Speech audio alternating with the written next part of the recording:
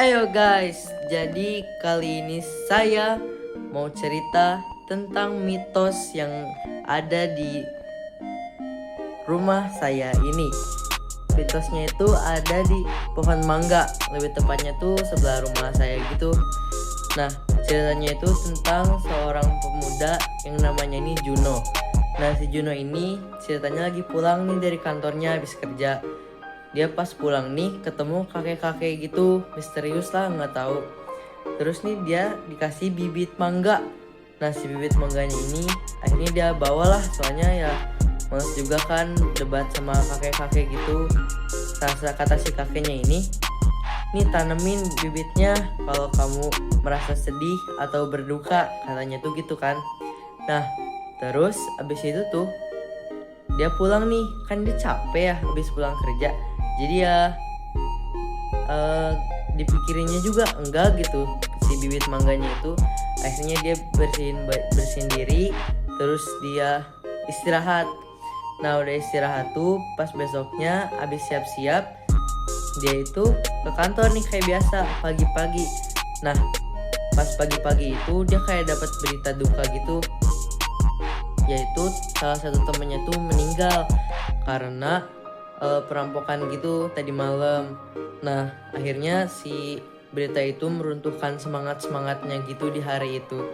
Akhirnya dia pulang dengan lamban, sedih, lesu. Dia pulang, terus dia bersihin badan kayak biasa. Terus dia lagi duka, tiba-tiba dia keinget kata-kata si kakek. Akhirnya dia iseng cari bibit mangganya. Akhirnya dapet, terus dia tanemin aja gitu di kebun kecilnya. Kebun kecilnya itu nggak pernah dia urus sama sekali, kering gitu. Terus udah itu dia istirahat lah kayak biasa. Nah, pas istirahat tuh tengah malam tiba-tiba ada bunyi kenceng gitu, kayak suara pohon. Akhirnya si Juno bangun, terus ngecek di kebunnya itu, ternyata ada pohon gede. Pas dia cek ternyata itu tuh pohon mangganya tuh gede-gede. Terus tiba-tiba salah satu mangganya ini jatuh. Akhirnya dia cobain mangganya, ternyata manis banget, enak gitu.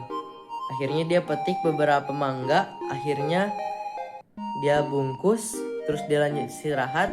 Besoknya dia bawa nih mangganya ke kantornya buat teman-temannya juga. Akhirnya tuh si kantornya yang suasananya tadinya gelap, sedih, duka, sekarang jadi ceria lagi nih, pada bahagia si Juno sama teman-temannya itu.